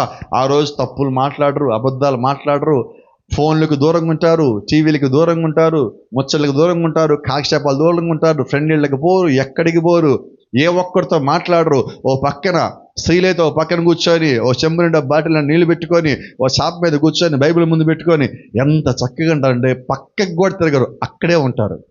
ఎప్పుడు ఉపవాసం ఎన్నిసార్లు ఉంటాం మనం నెలలో? ఇప్పుడు నేను చెప్పినట్టుగా ఎంతమంది ఉంటారు నెలలో? చేతులు తీసుకొస్తే ఎత్తండి. సంవత్సరంలో అంటే మనం ఎన్ని రోజులు యథార్థంగా ఉంటున్నాం సంవత్సరంలో? ఇప్పుడు అర్థమైపోతుందా? వాక్యం మనల్ని తాకినప్పుడు, మనల్ని గద్దించినప్పుడు కొద్దిసేపు మనం ఏం చేస్తున్నామంటే తలంచుకొని కూర్చుంటాం. ఓ 2 చుక్కలు చెప్పండి, కన్నీళ్ళు బయట తెచ్చాట పడేసాం. తర్వాత మన జీవితం మళ్ళా మనదే. ఇప్పుడు నేను అంటున్నాను, కోప్పడకండి. నిజంగా నీకు బాధతో నువ్వు ఏడ్చేది వేరును, ఈ కాసేపటికి ఏడటం వేరు. నా దృష్టి ఏంటంటే కాసేపు ఏడ్చేది మారు మనసు కాదు. నువ్వు ఏడిస్తే మారు మనసు పొందినట్టు కాదు, మారు మనసు పొందాక ఎలాగో ఏడుస్తావు. దానికి దీనికి రెండింటికి తేడా ఉన్నది. నిజమేనా? ఓసారి ఒక సేవకుడు, నా జ్ఞాపకం ఉన్న సంఘటన మీకు ముందు తీసుకుని వస్తున్నా. ఓసారి ఒక సేవకుడు ఒక సహోదరు నుంచి ఫోన్ వచ్చింది. ఈయన అక్కడికి వెళ్ళాడు. వాస్తవంగా అది ఎటువంటి ఏరియా అంటే మంచి స్త్రీలు ఉండే స్థలం కాదు, చెడ్డ స్త్రీలు ఉండే స్థలం. అక్కడి నుంచి ఫోన్ వచ్చింది. ఈయన ఒక మంచి సేవకుడని ఈయన ప్రార్థన చేస్తే ఆ బలహీనతలోంచి బయటకు వస్తని ఆమె నమ్మి ఎవరో చెప్తే ఆ చెవిలో పడి ఆ పాస్టర్ గారికి ఫోన్ చేసింది. ఈయన అక్కడికి వెళ్ళాడు. ఆ ప్రాంతం మొత్తం చూస్తూ ఉండగానే, అమెరికాలో ఒక స్థలం, ఆ ప్రాంతం చూస్తూ ఉండగానే ఇది ఒక చెడ్డ స్థలంగా అనిపించింది. అడుగు పెట్టగానే అంతలో ఒక స్త్రీ వచ్చింది. ఎలాగొచ్చిందంటే పూర్తిగా మేకప్ వేసుకొని చాలా అందంగా ఉంది. చూస్తే ఓ ఇంచుమించుకు 25 ఏళ్ళు కూడా ఉండవేమో. ఆమె అక్కడ నిలబడి ఉన్నది. వచ్చి అన్నది, నీకు ఫోన్ చేసేది నేనే అన్నది. నేను చూడగానే, సరే చెప్పమ్మా ఏంటంటే, నా కోసం ప్రార్థన చెయ్యి అన్నది. దేని గురించి అన్నాడు అంటే ఆమె ఎమ్మటే కొన్ని మాటలు చెప్తా ఉన్నది. అయ్యా, నేను చిన్నప్పుడు 8వ తరగతిలో ఉన్నప్పుడు నా దగ్గరికి ఒక అబ్బాయి వచ్చాడు. నన్ను ప్రేమిస్తానని చెప్పాడు. నేను కూడా అబ్బాయిని ప్రేమించాను. అయితే అబ్బాయి నిజంగా నన్ను ప్రేమిస్తున్నావంటానికి రుజువేంటి అన్నాడు. నువ్వు చెప్పు, నేను ఏం చేయాలో చెప్పు, చేస్తానన్నాడు. అన్నాను. అప్పుడు నువ్వు సిగరెట్ తాగితే నన్ను ప్రేమించినట్టే అన్నాడు. ఆ అబ్బాయి కోసం సిగరెట్ తాగాను. 3 నెలల తర్వాత ఆ అబ్బాయి వదిలిపోయాడు, కానీ సిగరెట్ నాతో పాటు ఉండిపోయినది. ఆ తర్వాత కొద్ది కాలానికి 10వ క్లాస్ అయిపోయింది, కాలేజీకి వెళ్ళాను. అక్కడ ఒక అబ్బాయి పరిచయం అయ్యాడు. కొద్ది కాలం అబ్బాయితో ప్రేమలో ఉన్నా. ఆ అబ్బాయి కూడా ఇలాగే అన్నాడు, నువ్వు మందు తాగితే నాకు ఇష్టం అన్నాడు. మందు తాగాను. నాకు అలాగ అబ్బాయిలతో అలవాటు అయిపోయి వ్యభిచారంలోకి వెళ్ళిపోయాను. అప్పుడు ఒక పాస్టర్ గారి దగ్గరికి, ఇక్కడ ఉన్నాడని తెలిసి ఆ పాస్టర్ గారిని ఇలాగే అప్పుడు కూడా ఫోన్ చేశాను. ఆయన దగ్గరికి వెళ్తే బాగుంటుంది కదా అని ఆ సంఘానికి వచ్చాను. అక్కడ ఆయన ప్రార్థన చేశాడు. తర్వాత 2 సంవత్సరాలు నేను దీని లోపల లేని వ్యభిచారంలో బయటకు వచ్చేసా. మళ్ళా కొద్ది కాలానికి ఇదే సిగరెట్, ఇదే మందు అలవాటైంది. మళ్ళా ఇదే వ్యాపారంలోకి వచ్చా. మళ్ళా 2 ఏళ్ళు గడిచిపోయింది. మళ్ళీ ఒక పాస్టర్ గారు వచ్చారు, ప్రార్థన చేశాను. చెప్తానే ఉండదామా? ఎప్పటికెప్పుడు ఏమంటుంది, పాస్టర్ గారు వచ్చారు ప్రార్థన చేస్తే మారిపోయాను అంటుంది. పాస్టర్ గారు వచ్చారు ప్రార్థన చేస్తే మారిపోయింది. మళ్ళీ 2 ఏళ్లకే సంవత్సరానికి కారణాలు మళ్ళీ చేశానంటుంది. ఈయన కూడా పిలిచి ఆమె అడిగి, ఈయన ప్రార్థన చేసే లోపే ఆమె మోకాళ్ళ మీద కూర్చొని రోడ్డు మీద అక్కడే మోకాళ్ళ మీద కూర్చొని అక్కడే ప్రార్థన చేసి ఏడ్చేసింది. ఎలా ఏడ్చాను చుట్టుపక్కల అందరూ చూసి ఏదైనా అయిపోయిందేమో ఈమెకు అనుకున్నారు. ఏడ్చేసింది. ఏడ్చేసి ఆమె ప్రార్థన చేసేసి కళ్ళు తుడుచుకొని లేచి, అయ్యా నేను మారిపోయాను, ఇంకన్నీ వదిలేస్తాను అన్నది. మనమైతే ఏమనుకుంటాం, అబ్బా ప్రార్థన చేసాము మారిపోయింది. అయితే నిజంగా ఆయన దేవుడి ద్వారా పిలువబడిన సేవకుడు. అప్పుడు ఆయన ఒక మాట అన్నాడు, ఇప్పుడు ప్రార్థన చేద్దామన్నాడు. నువ్వు చేసిన చాలు, ఇప్పుడు ప్రార్థన చేద్దామన్నాడు. ఎందుకని అన్నానంటే ఆ అమ్మాయి అనుకుంటుంది నేను మారిపోయానని. అయితే ఈ సేవకుడు ఏం చూస్తారంటే అమ్మాయి ఏం మారలేదని. అయితే మనం ఏం చేస్తాం, పక్కన వాళ్ళు ఎవరైనా ఏడిస్తే ఏమనుకుంటాం. చూడండి, మనం కూడా ప్రభరాత్రి భోజనం చూస్తూ ఉంటాం. ఎట్లా ఉంటుంది మొత్తం, వాక్యం తగిలింది, దేవుడు నాతో మాట్లాడాడు, అలాగే ఎలాగని ఏడుపులు పెట్టి కేకలు పెట్టి ఏడ్చేసి మొత్తం చేసి బయటికి వెళ్ళిపోయి కళ్ళు తుడుచుకొని ఆ తర్వాత మళ్ళీ మామూలుగా ఉంటున్నాం. ఎప్పుడైతే కళ్ళు తుడిచామో మొత్తం మళ్ళీ మామూలైనట్ట. ఇప్పుడు ఆయన ఏం చేశాడు, ఇప్పుడు ప్రార్థన చేద్దామని అరగంట సేపు అక్కడే రోడ్డు మీద ఆయన కూడా, ఆ సేవకుడు కూడా మోకాళ్ళ మీద ఉండి ప్రార్థన చేశాక ఎలా జరిగిందంటే ఆమె వేసుకున్న మేకప్ మొత్తం పోయేదాకా ఏడ్చింది. ఈ లేచి నుంచో నువ్వు పైకి లేనా ఆమె లేవలేకపోతున్నది. చెప్పమంటారా, నువ్వు నిజంగా మారు మనసుగా నువ్వు పొందితే నువ్వు మోకాళ్ళ ప్రార్థన చేశాక అక్కడి నుంచి లేవటానికి ఒక్కోసారి నీకు పూట రోజు కూడా పడుతుంది. నువ్వు లేవటానికే. ఏడుపు నిన్ను ఎవరు ఆపమని చెప్పినది ఆగదు. కారణం ఏంటంటే నువ్వు నిజంగా పశ్చాత్తాపం పొందితే. ఈరోజు దేవుడు సంఘాన్ని అడుగుతుంది అదే. నువ్వు మొదట చేసిన క్రియలను మళ్ళా చేయవలసి ఉన్నావు. అప్పుడు నీవు ఉన్నట్టుగా ఇప్పుడు నువ్వు మళ్ళా ఉండవలసి ఉన్నావు. దేవుడు ఆశిస్తున్నది ఏంటంటే కాసేపు మనం వేడిచి మనం మారిపోయామనుకోవటం దేవుడికి నచ్చట్లేదు. ఎందుకంటే మన హృదయము మారేంతగా మనం ఇంకా పశ్చాత్తాపం పొందటల్లా. నిజంగా నువ్వు హృదయం మారినంతగా పశ్చాత్తాపం పొందితే నువ్వు మళ్ళా ఆ తప్పు చేయవు, మళ్ళా పాపం చేయవు. నువ్వు కాసేపు ఏడ్ చేసి నీకు నువ్వు సర్ది పెట్టేసుకొని సరి చేసేసుకొని నువ్వు మళ్ళీ వెళ్ళి ఆ పాపం చేసావంటే అర్థం ఏంటంటే నువ్వు దాని నుంచి బయటికి రాలేదని, దాని నుంచి బయటకు వచ్చే విధంగా నువ్వు తీర్మానం చేసుకోలేదని, నువ్వు దేవుడి దగ్గర సమాధానకరంగా లేవని, దేవుడికి మాట ఇచ్చి నువ్వు మళ్ళీ తప్పావని. అందుకే నేనేమంటానంటే దేవుడు నిన్ను బయటికి తీసుకొచ్చేంత వరకు నువ్వు దేవుడితో గడిపితే మేలు కదా. ఈరోజు దేవుడు మన పాపములో చనిపోవటానికి రాలేదండి, పాపం నుంచి బయటికి రావడానికి దేవుడు వచ్చాడు. నువ్వు పాత జీవితం ఎలాగున్నావో అలాగే ఉండిపోయి అక్కడ నీ జీవితం ముగించాలని దేవుడు కోరుకోవటంలా ఆ పాత జీవితం యొక్క ఛాయల నుంచి, ఆ పాపం యొక్క ఛాయల నుంచి, దాని యొక్క లక్షణముల నుంచి బయటికి రావటానికి దేవుడు ఆయన యొక్క స్వరక్తం నీ కొరకు కాచాడు. ఆ గొప్ప విలువైన బైబిల్ అంటుంది, హెబ్రీ రాసిన పత్రికలో ఉన్నది, అమూల్యమైన రక్తము చేత మీరు కడగబడి ఉన్నారు. Precious blood of Jesus Christ. అంత విలువైన రక్తాన్ని దేవుడు కారిస్తే మనం ఏం చేస్తామంటే ఈరోజు పాపం చేసి కాసేపు రక్తంతో తుడి చేసుకొని మళ్ళా రేపు పొద్దున వచ్చి అదే పాపం చేస్తే ఇప్పుడు అది అమూల్యమైన రక్తం ఎలాగవుతుంది? కానే కాదు కదా. ఇప్పుడు దేవుడు ద్వేషించే సంగతులు ఇయే, దేవుడు అసహించుకునే సంగతులు ఇయే. ఇంత మనం మాట్లాడి ఎదుర్కొద్దాం. ఓ చిన్న పదం మనం మాట్లాడతాం, నికోలాయితో. ఏంటి నికోలాయిత్ అంటే ఇంత మనం చెప్పుకున్నట్టుగా దేవునికి వ్యతిరేకమైన క్రియలు, పరిశుద్ధాత్మకి వ్యతిరేకమైన క్రియలు.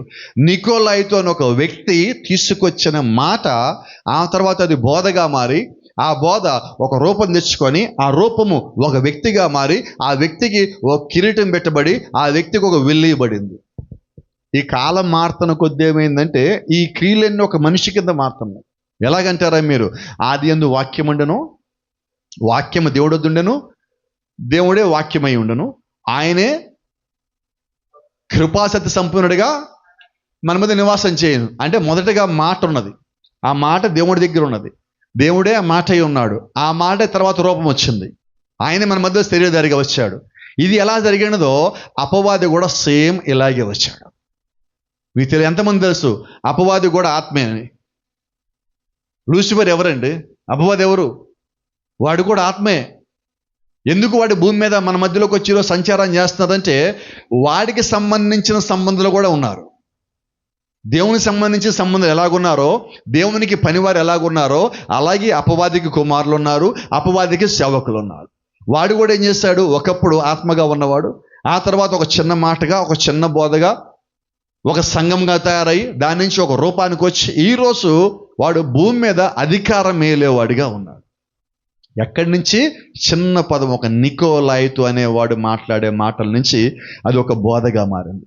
దీనికి ఒక చిన్న ఉదాహరణ మీకు చెప్తాను. చిన్న మాట అడుగుతున్నా, మొట్టమొదటి సంఘం ఎక్కడి నుంచి వచ్చింది చెప్పండి? దేవుడి నుంచే రావాలి. అది ఎక్కడి నుంచి వచ్చింది? అన్ని జనుల కాలం నుంచి కానీ మనం ప్రారంభించుకున్నట్లయితే ఇప్పుడు మనం మాట్లాడుతాం ఎఫెస్సు అని. ఈ ఎఫెస్సు అనే సంఘం ఒక ప్రారంభం ఎక్కడంటే మేడగదిలో నుంచి. ఇప్పుడు మేడగదిలో దేవుని యొక్క మొదటి సంఘం పుట్టింది. అన్ని జనుల కొరకు పుట్టిన సంఘము మేడగదిలో నుంచి వచ్చింది. అవునా? మేడగదిలో దేవుడి సంఘం తీసుకుని వస్తే ఒక చిన్న ప్రశ్న అడుగుతున్నాను, మరి ఇప్పుడు ఆర్సీఎం ఎక్కడి నుంచి వచ్చింది? మేడగదిలో పెంతెకోస్తు సంఘం పుట్టింది, పెంతెకోస్తు దినమున సంఘం పుట్టింది. అది పెంతెకోస్తు సంఘం కాదు, పెంతెకోస్తు దినమున పుట్టిన దేవుని సంఘము. మరి పెంతెకోస్తు దినమున పుట్టిన దేవుని సంఘములో నుంచి కొద్ది కాలానికి ఆ సంఘంలో నుంచి ఒక గ్రూప్ మొత్తం బయటికి వెళ్ళిపోయి ఒక రెండో గ్రూప్ని పెట్టారు. ఆ రెండో గ్రూప్ పేరే క్యాథలిక్. ఇప్పుడు మనం మాట్లాడుతున్నాం ఆర్సీఎం అంటున్నాం, క్యాథలిక్ అంటున్నాం, రోమన్ క్యాథలిక్ అంటున్నాం, రకరకాల పేర్లు పెట్టుకున్నాం. వాస్తవంగా క్యాథలిక్ అంటే పదానికి అర్థం ఏంటి? వరల్డ్ వైడ్, విశ్వవ్యాప్తం అని. అందుకని మీరు ఎవరైనా క్యాథలిక్ సంఘంతో మాట్లాడితే వాళ్ళు ఏమంటారు తెలుసా? మా తల్లి సంఘం అంటారు. మీరు బైబిల్ చదివారా? బైబిల్లో తల్లి సంఘం అంటే ఏంటో తెలుసా? చెప్పరే ఎవరు చదివిన వాళ్ళు? మహావేశ్య అని బైబిల్ చెప్తున్న మాట. మన సొంత మాటలు ఒక్కడికి కలపదు దీనికి దేనికి. అంటే దేవుని యొక్క వాక్యం నుంచి తొలగిపోయిన వాళ్ళని దేవుడు అంటున్నాడు. వాక్యం ఉన్న వాళ్ళు దేవుడు ఎప్పుడు అనలేదు. నిజమైన దేవుని సంఘం ఇంకా ఉన్నది. అలాగే అపవాది యొక్క సంఘం కూడా భూమి మీద ఉన్నది. ఈరోజు భూమి మీద 2 సంఘాలు ఉన్నాయి. అందుకే నేను ఎప్పుడు అంటాను, నువ్వు ఏ సంఘానికి వెళ్తున్నావో నీకు తెలియాలి. తప్పిపోయిన సంఘంలో మనం ఉన్నావా? దేవుడు యొక్క జీవం కలిగిన సంఘంలో మనం ఉన్నావా? పదే పదే మనం జ్ఞాపం చేసుకోవాలి. ప్రకటన 17లో ఉన్నది, ఆమె మహావేశ్యనియు మరియు ఆమె కుమార్తెలు వేశ్యలను చెప్పబడలేదా? బైబిల్ స్పష్టంగా అంటుంది. ఆ తర్వాత ఆమెతో చేరి సంస్థలుగా మారిన వారు కూడా వేశ్యలే కదా. ఆమె దగ్గర ఏమున్నదంటే ఈ భూరాజులు పరిపాలించడానికి ఆమె మత్తు కలిగిన పాత్రను కలిగి ఉన్నది. ఏంటి ఆ మత్తు కలిగిన పాత్రలో ఉన్నదంటే మద్యము. అది ఏ మద్యము? భూరాజుల యొక్క రక్తం అని ఉంది బైబిల్లో. ఈ భూరాజుల యొక్క రక్తం అంటే ఏంటంటే త్రోవ తప్పించి ఆమె ఎవరైతే చంపిందో వాళ్ళ రక్తానికి అందరికి తాగిచ్చి ఆమెతో పాటు అందరిని మత్తులుగా చేస్తున్నది బైబిల్ అంటున్నది. అంటే ఎందుకని ఈ మాట చెప్తానంటే ఈరోజు మనము దేవుని యొక్క వాక్యక్రమంగా వాక్యానుసారంగా మాట్లాడితే చాలా గొప్ప సమయంలో ఉన్నాం. భూమి మీద చాలా గొప్ప సమయంలో ఉన్నాం. అనేక మంది పరిశుద్ధులు ఈ సమయం చూడాలని ఆశపడ్డారు. ఆ కాలంలో ఈరోజు మనం ఉన్నాం. కాబట్టి ఈ కాలంలో మనం అత్యంత పవిత్రంగా, అత్యంత పరిశుద్ధంగా మనం జీవించాలి. నిజమేనా? అపవిత్రంగా ఉన్న వారి నుంచి దూరంగా ఉండాల్సిన సమయం ఇదే. అవిశ్వాసుల నుంచి దూరంగా ఉండాల్సిన సమయం ఇదే. బైబిల్ స్పష్టంగా చెప్తున్నది, విశ్వాసికి విలయాలతో ఏమి సంబంధము, అవిశ్వాసతో ఏమి సంబంధము, క్రీస్తుకి విలయాలతో ఏమి సంబంధము. ఇదే కదా బైబిల్ చెప్తుంది. కొరింథీయుల పత్రికలో పౌలు గారు అంటున్నాడు, వారి నుంచి నువ్వు దూరంగా ఉండమంటున్నాడు. ఎందుకు ఉండమంటున్నాడు అంటే వారి పక్కన నీవు ఉన్నప్పుడు వారి యొక్క ప్రభావం కూడా నీ మీద ఉంటుంది అంటున్నాడు. అంతేనా? ఓ మాట చెప్తానమ్మా, స్త్రీలు మీకు ఎంతకన్నా త్వరగా అర్థమయ్యే అవకాశం లేదు. మీకు అర్థం అవటం కోసం ఈ మాట చెప్తున్నా. తల్లిండా పేలున్న ఒక వ్యక్తి పక్కన పడుకుంటే ఏమవుతుంది? ఎందుకని? మీకు లేవు కదమ్మా. ఎందుకని? ఇప్పుడు నేను మంచివాడినే కావచ్చు, మీరు మంచివాళ్ళే కావచ్చు, మన పక్కన చెడ్డోళ్ళు ఉంటే ఏమవుతుంది? అదే సంగతి. ఓ సామెత ఉన్నది, కుక్క తలలో పేలు ఉన్నాయంట. ఆ కుక్కను ఒళ్ళో పెట్టుకొని తిరిగాడు ఒకడు, ఏమవుతుంది? అంతేనా? కాబట్టి ఇప్పుడు కుక్కను ఏం చేయాలి మనం? చెప్పండి. ఆ కుక్క అంటే ఇష్టమై ఉండొచ్చు, కానీ ఏం చేయాలి ఇప్పుడు? చెప్పడే, ఎవరు గట్టిగా చెప్పండి బలంగా.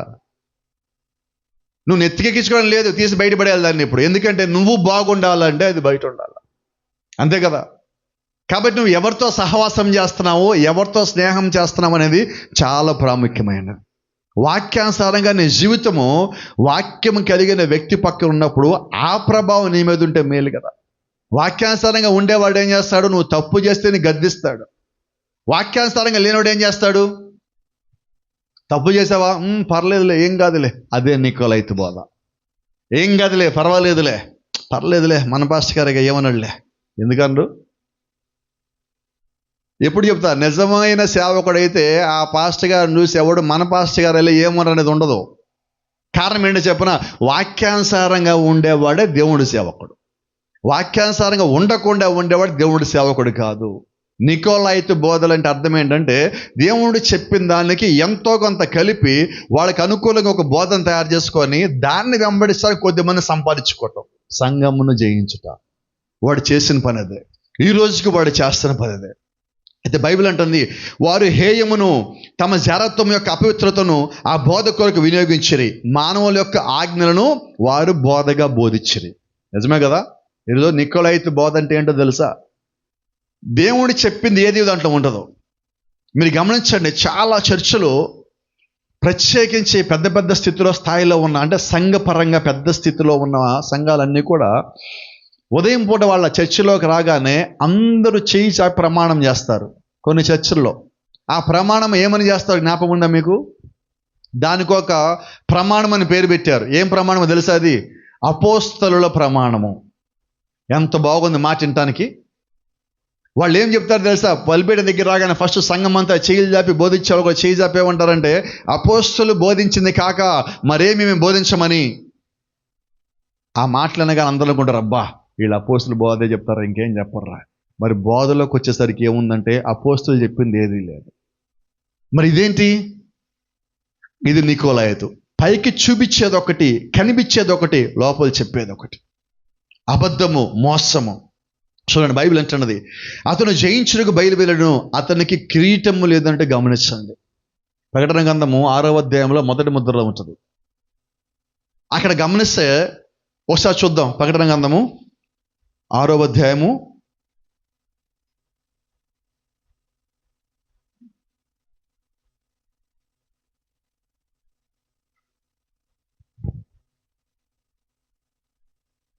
2వ వచనం. ప్రకటన 6:2. జాగ్రత్తగా చూడండి. మరియు నేను చూడగా, ఇక్కడ మరియు నేను చూడగా అంటుంది ఎవరంటే, ప్రకటన గ్రంథం 1వ అధ్యాయం రాసిన ఈయనే పరలోక రాజ్యంలో ఉండి అక్కడ గొర్రెపిల్ల ముద్రలు విప్పుతా ఉంటే మొదటి ముద్ర విప్పగానే ఈయన, నేను అనగా యోహాను చూస్తున్నాడు. ఇక్కడ చెప్పిన యోహానే అక్కడ కూడా నిలబడి ఉండి ఈసారి ఈయన చూస్తున్నాడు. ఏం కనిపించింది ఈయనకి అక్కడ? ఒక తెల్లని గుర్రం కనబడెను, దాని మీద ఒకడు విల్లు పట్టుకొని కూర్చుండెను, అతడు ఒక కిరీటం ఇవ్వబడెను. ఇందా మనం ఏం చెప్పున్నాం నికోలైతు అంటే? ఇప్పుడు వచ్చింది ఎవరు? అయితే ఇక్కడ మీకు మర్మం చెప్పాలి. ఇప్పుడు చాలా సంఘాల దగ్గరికి ఈ ఒక వాక్యం తీసుకెళ్ళినప్పుడు ఆ తెల్ల గుర్రం మీద వచ్చిన వ్యక్తి ఎవరని మీరు అడిగితే ప్రతి ఒక్కళ్ళు ఏం చెప్తారో తెలుసా? మనకు ఒక ఆలోచన ఉంది కదా, తెల్ల గుర్రం మీద తెల్ల డ్రెస్ వేసుకొని వచ్చేది ఎవరు? యేసుక్రీస్తే అందరూ అనుకునేది. కానీ ఇక్కడ ఎవరు వచ్చింది చెప్పండి? ఇప్పుడు అపవాది ఎలాగున్నాడు అర్థమయ్యేలా చెప్పండి నాకు. బైబిల్ చెప్తోంది, అపోస్తలుడు పౌలు అంటున్నాడు, వాడిప్పుడు వెలుగు దూత వేషం ధరించుకొని. See what kind of a person he is now. He is just impersonating. ఈరోజు వాడు ఏం చేస్తాడంటే క్రీస్తుని అనుకరిస్తున్నాడు. నేను మంచోడని చెప్పడానికి. ఇందాక మనం చదువుకున్నాం, ఇందాక మనం వర్తమానం వింటున్నాం. వాడు ఎక్కడికి వచ్చాడంటే, అతడు జయించుటకు బయలువెళ్ళాను. అతనికి మొట్టమొదటికి వాడు వచ్చినప్పుడు కిరీటం లేదు, తర్వాత కిరీటం వచ్చింది. తర్వాత ఒక విల్లు వచ్చింది. తెల్ల గుర్రం మీద కూర్చున్నాడు. అక్కడ చూడండి, ఒకడు అని ఉన్నది. వాడు ఒక్కడే వచ్చాడు, ఒక్క మాటగా వచ్చాడు, ఒక్క బోధగా వచ్చాడు. లాస్ట్కి వాడు దేన్ని జయిస్తున్నాడు? ఇప్పుడు నికోలైత్ అంటే ఏంటి? సంఘమును జయించుట. ఇప్పుడు ఆత్మేమో సంఘానికి వాక్యం చెప్తున్నది. ఇప్పుడు వాడు వచ్చి ఏం చేస్తాడు? సంఘాన్ని జయించాలనుకున్నాడు. అంటే సంఘములోని వ్యక్తులని వాడు యొక్క స్వాధీనంలోకి తీసుకుంటున్నాడు. ఈ సంగతి మనం గమనించాలి. ఒక విల్లు, అటు తర్వాత ఒక కిరీటము అతనికి ఇవ్వబడింది. అయితే అతనికి ఒక కిరీటం ఇవ్వమని గమనించండి. కొద్ది కాలానికి ఆడి కిరీటం, ముందు వాడు వచ్చినప్పుడు కిరీటం లేదు, తర్వాత వాడి కిరీటం వచ్చింది. వాడి దగ్గర ఒక తెల్ల గుర్రం ఉన్నది, తెల్ల డ్రెస్ వేసుకొచ్చాడు, చేతిలో ఒక విల్లు ఉన్నది. జాగ్రత్త గమనిస్తే ఆ విల్లుకి బాణాలు లేవు. చదివారు వాక్యమా? విల్లు ఇవ్వబడింది, బాణం లేదు. తెల్ల గుర్రం ఉంది, తెల్ల డ్రెస్ ఉంది. మనం కూడా ఏమనుకుంటాం, మన ఇంటికి ఎవరైనా తెల్ల డ్రెస్ వేసుకొచ్చి ప్రార్థన చేస్తాను కానీ మనం ఏమనుకుంటాం, అబ్బా పాస్టర్ గారు దేవుడు తెల్ల డ్రెస్లో వచ్చారండి మా ఇంటికి. అవునా? అయితే గ్రహించే సంగతి ఏంటి? తెల్ల డ్రెస్ వేసుకోవడం అందరూ పరిశుద్ధులు అయిపోతే మరి కోప్పడమాకండి. రాజకీయ నాయకులందరూ ఏమవ్వాలి? వాళ్ళు ఏ డ్రెస్సులు వేస్తారు మరి? ఇప్పుడు మనం కూడా మాట్లాడుకుందాం. ప్రభురాత్రి భోజనం అప్పుడు మనం కూడా ఏ డ్రెస్ వేస్తాం? నేను పడలేదు. అప్పుడు మనం ఏమనుకుంటాం? చూడండి, పాస్టర్ గారు కూడా ఏం చెప్తారు తెలుసా? ప్రభురాత్రి భోజనం రోజు సంఘం అంతా తెల్లని బట్టలు రావాలి మీరు. మనం పైన ధరించుకునే బట్టలు తెల్లగా ఉంటే హృదయాలు తెల్లగా ఉండవు. నీ హృదయం తెల్లగా ఉండి నల్ల చొక్కా వేసుకునే బాగానే ఉంటుంది. కానీ ఇప్పుడు ఎలాగుంటున్నాం? పైకి మనము, బైబిల్ యేసుక్రీస్తు మాట చెప్పాడు, గుర్తున్నదా? సున్నం కొట్టినా వినబడలేదండి. కొంచెం బలంగా చెప్పండి. ఆ సమాధి ఎలాగుంది? సున్నం ఎలాగుంటుంది? సమాధి ఎలాగుంది? లోపలేముంది? కుళ్ళిపోయి కంపు, వాసన, దుర్వాసన, చెడు, పాడైపోయింది, పురుగులు తిరేసి లోపల ఉన్నది. పైకి మాత్రం ఇప్పుడు యేసుక్రీస్తు ఎవరన్నాడు ఇంతగా మాట? సమాధానం లేదు. ఆయన సున్నం కొట్టిన సమాధుల్లారా అని చెప్పి పరిచయం చేసేవాళ్ళు అంటున్నారు. ఎందుకంటున్నాడంటే లోపలంతా చెడిపోయింది ఉన్నది. ఈరోజు అదే సేవకుడికే కాదు, విశ్వాసికి కూడా పనిచేస్తున్నది. అంటే మన హృదయం సక్రమంగా లేకపోతే దేవుని దృష్టి మనం ఎలాగున్నట్టు? చెప్పండి, చెప్పగలరు మీరు? బలమైన వాళ్ళు మీరు బలంగా చెప్పగలరా? చెప్పండి. అంటే ఇప్పుడు దేవుడు మనల్ని ప్రేమిస్తున్నాడా? ఆయన సమాధులను ప్రేమించలా, కానీ మనం మాత్రం సమాధులను ప్రేమిస్తున్నాం. ఎందుకంటామా? ఇప్పుడు దాని పండగ ఏం పండుగ అది? Good Friday. గుర్తు చేయండి. అలాగా ఆ గుడ్ ఫ్రైడేకి ఏం చేస్తాం మనం? వెళ్ళి ఆదివారం ఉదయం, శుక్రవారం, శనివారం వెళ్ళి ఏం చేస్తాం? ఏం శుభ్రం చేస్తారు చెప్పండి? అది కూడా ఏం శుభ్రం చేశారు? సమాధులు శుభ్రం చేసి, సమాధి మొత్తం అలికి శుభ్రం చేసి, ఆయన గురించి కాసేపు గుర్తు తెచ్చుకొని ఏడ్చి, చుట్టుపక్కల మొత్తం నెట్టేసి, కాసేపు ఊడ్చి, ఒక పూలో 2 పళ్ళలో పెట్టొచ్చి, ఇప్పుడు చూడండి చెప్తాను, మీరు పూలో పళ్ళలో పెట్టొచ్చారు, మిమ్మల్ని ఆ లోపల వ్యక్తి ప్రేమించి సాయంకాలం ఇంటికి వస్తే ఏం చేస్తారు? ఎవరైనా చచ్చినా లేచి ఇంటికి వస్తే ఏం చేస్తారు? అదేంటి, అది ఇంటికి వెళ్ళి పిలిచి వచ్చారు, సమాధి దగ్గరికి వెళ్ళి పిలిచి వచ్చారు కదా. అంటే ఇప్పుడు మీకు ఇష్టం సమాధిలోని వ్యక్తి? సమాధిలోని వ్యక్తికి ఇంటికి వచ్చాడు. ఇప్పుడు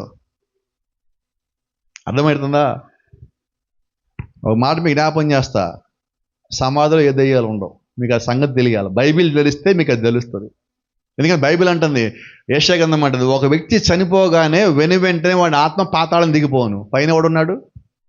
అయితే మీరు అనొచ్చు, ఒక సందేహం వస్తుంది చాలా మందికి, పాస్టర్ గారు మీరు ఎన్ని చెప్పినా మా ఊళ్ళో ఎవరైనా చచ్చిపోతే 10వ రోజో 9వ రోజో కూడికి పెడితే ఆ కూడికిలోకి చెప్పండి, మీకు తెలియదా? కొత్తగా చెప్తున్నాను నేను.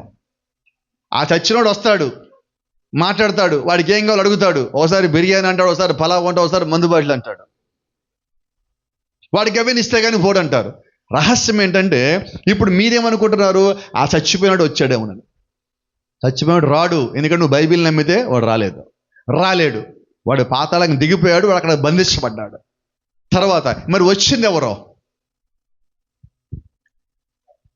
పడిపోయిన దేవుని యొక్క దూతలు. వాళ్ళు ఆ చనిపోయిన వ్యక్తి యొక్క లక్షణాలు తీసుకొని వచ్చి నీతో వాడు ఏం చేయించాడో అవన్నీ చేయించి నువ్వు చేసే పనులకి వాడు సంతోషపడతాడు. అక్కడ ఒక రకంగా వాడు దెయ్యమని అనుకోండి. పడిపోయిన దూతలు కూడా అన్ని దెయ్యాలే. అయితే బైబిల్ అపోస్తలుడైన పౌలు అంటున్నాడు, వారికి తీర్పు తీర్చడానికి దేవుడిని ఎన్నుకున్నాడు అన్నాడు. ఆ దూతలు చేసే ఈ వికృతమైన క్రియలకి కార్యాలకి వారు ఒకరోజు లెక్క చెప్పాలి. వాళ్ళకన్నా పైన దేవుడు మనల్ని పెట్టాడు అంటున్నాడు పౌలు గారు. దేవదూతలకు మీరు తీర్పు తీరుస్తారని ఎరుగరా అని పౌలు గారు అంటున్నాడు. అంటే దేవుడు మన స్థానం ఏంటంటే పడిపోయిన దూతల కన్నా పైన పెట్టాడు. దాన్ని మనం గ్రహించగలిగితే లోకంలో దేనికి పడిపోం కదా. అల్పమైన సంగతులకు మీరు ఎలా పడిపోతున్నారు అంటున్నాడు ఆయన. చిన్న చిన్న సంగతికి ఈరోజు మనం పడిపోతున్నాం. చిన్న సంగతి జయించలేకపోతున్నాం కాబట్టి అపవాది సంఘాన్ని జయించగలుగుతున్నాడు. చూడండి, ఎప్పుడైనా సంఘం బలంగా విశ్వాసంగా ప్రార్థనలో అన్ని విషయాల్లో ఎదుగుతూ ఉన్నప్పుడు అపవాదికి సంఘం ఎదుగుదల ఇష్టం లేదు. వాడు ఎవరో ఒక వ్యక్తిని ఎన్నుకుంటాడు. ఏ వ్యక్తిని? సంఘంలో నమ్మకంగా ఉండే వ్యక్తిని. ఒకవేళ పనిలోనో పరిచయలోనో అందరి నోళ్ళలో నానుతున్న ఒక వ్యక్తిని ఎన్నుకుంటాడు. ఆ వ్యక్తిలోంచే సంఘాన్ని బలహీనం చేయాలని చూస్తాడు. ఆ వ్యక్తిలోంచే సంఘాన్ని బలహీనపరచాలని చూస్తాడు. ఆ వ్యక్తిలోంచే సంఘాన్ని చీల్చాలని లేదా సంఘాన్ని పడగొట్టాలని, సంఘంలో దేవుడు యొక్క ఆత్మ లేకుండా చేయాలని, సంఘంలో చల్లదనం తీసుకోవాలని గడ్డ కట్టాలని చూస్తాడు. అదే సమయంలో దేవుడు సంఘంలో మంట మండేవాడిని కూడా ఉంచుతాడు. వీరేం చేస్తారు? దాన్ని తిరిగి బయటికి నెట్టేస్తారు. బైబిల్ అంటా ఉన్నది, నీవు వాటిని అసహించుకున్నావు కాబట్టి నేను కూడా వాటిని అసహించుకుంటున్నాను. దేవుని నామానికి మహిమ. అయితే ఈరోజు గమనించండి, వాడు మొదట వచ్చినప్పుడు తెల్ల గుర్రం మీద వచ్చాడు. మనందరికీ ఏంటి? తెలుపు అంటే పరిశుద్ధత, శుభము. తెలుపు అంటే చాలా బాగుంటుంది. ఆ తెల్ల గుర్రం మీద ఎవరన్నా ఒక తెల్ల డ్రెస్ వేసుకొని వస్తే, వాడి తలకు ఒక కిరీటం ఉంటే, చేతిలో ఒక బాణం ఉన్నాడు, ఎవడైనా కానీ ఇంక మన దృష్టిలో ఏం గొప్పోడే, పరిశుద్ధుడే, దేవుడే. అయితే నువ్వు ఒక వ్యక్తిని అతను ధరించుకున్న వస్త్రములను బట్టి నిర్ధారణ చేయలేవు. అవునా? Don't judge a book by its cover page. ఇంగ్లీష్లో సామెత ఉన్నది, ఒక మాట. పుస్తకానికి ఉన్న కవర్ పేజ్ మీద ఉన్న బొమ్మను చూసి పుస్తకం లోపల ఏముంటుందో నిర్ధారణకు రావద్దని. కానీ ఈరోజు మనం ఏం చేస్తాం? ఒక వ్యక్తి తీయగా మాట్లాడితే మనం కూడా ఎండలో పెట్టిన ఐస్ క్రీమ్ లాగా అయిపోతాం. కాసేపు ఏమైపోతాం? ఎంత బాగా మాట్లాడతారు, ఆ సిస్టర్ ఎంత మంచి సిస్టరో. ఆ తర్వాత వారం అయ్యాక విజయ్ వచ్చాడా వైమా, అనవసరం నమ్మి ఇంటికి తీసుకొచ్చా మా ఇంటికి నేను ఆ రోజు. ఫస్ట్ మనకి ఎలా కనిపించింది? పరిశుద్ధురాలండి, పరిశుద్ధుడండి. అంత శుద్ధత వేరే పదమే రాలా మనకి. ఒక నెల అయ్యాక ఆమె ఏమో మాట్లాడుకోదు. ఎందుకు మాట్లాడుకోదు అంటే ఆమె కన్నా దెయ్యం ఎవరు లేరండి, గయ్యాళ్ళు ఎవరు లేరండి. మొదట ఏమైంది? కవర్ పేజ్ చూసావు. ఇప్పుడేం చూసావు? లోపల పుస్తకం చదివావు. పుస్తకం ఎలాగున్నది?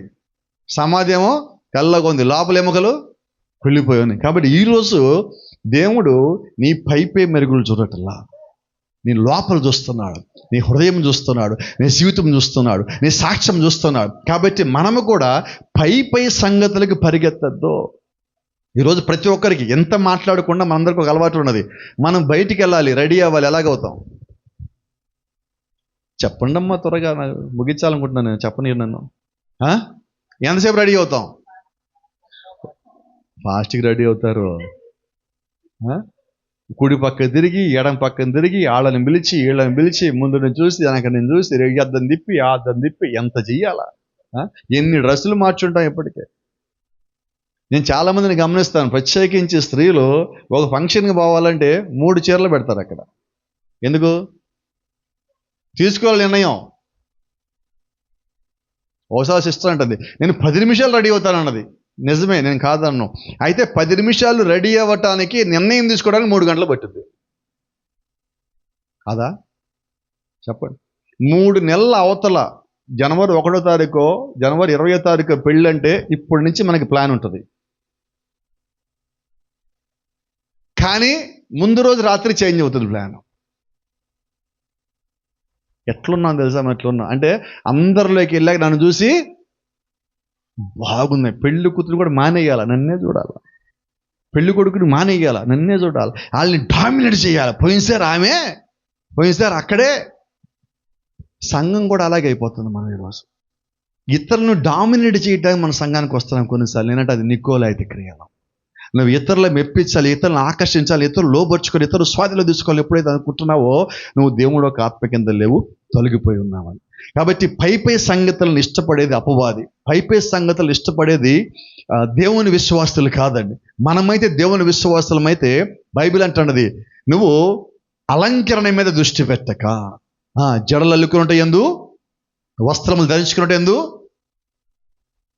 అది నీకు అలంకరణగా ఉండక. నువ్వు చెప్తామా విట్టాను మాట, ఎందుకు బైబిల్ ఈ మాటలు ఎందుకు గుర్తుండే? మనకు గుర్తే ఉండవు మనకి.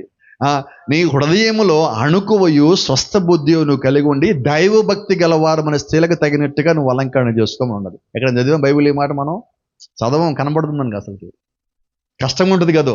ఎందుకని ఈ మాట బాధ పెట్టాలని కాదండి, దేవుడు మనల్ని అలాగుండాలని ఆశపడుతున్నాడు. దాని ఒక ఉద్దేశం ఏంటంటే మీరు శుభ్రంగా ఉండొద్దని ఉద్దేశం కాదు, శుభ్రంగా ఉండాలని దేవుడు చెప్తున్నాడు. ఏ శుభ్రం మనం కలిగి ఉండాలి? హృదయ శుభ్రం కలిగి ఉండాలి. హృదయ శుద్ధి కలిగిన వారు ధన్యులు, వారు దేవుని యొక్క రాజ్యమును స్వతంత్రించుకుంటారు. అపవాది క్రియలు బయటికి ఎక్కువ కనిపిస్తాయి, పక్కనోడికి చూపించుకోవడానికి అపవాది క్రియలు, లోపల మాత్రము దేవుడికి వ్యతిరేకమైన క్రియలు. కాబట్టి అటువంటి క్రియలు మన జీవితంలో వద్దు, మన ఆలోచనలో వద్దు, మన దగ్గరికి కూడా రావద్దు. అటువంటి వ్యక్తులకి మనం దూరంగా ఉందాం. ఎందుకని ఈ మాట అన్నానంటే దేవుడు అసహించుకున్నది మనకొద్దు, దేవుడు కావాలన్నది మనకు కావాలా. అంతేనా? God bless you. దేవుడు మిమ్మల్ని దీవించును గాక. షాలోమ్.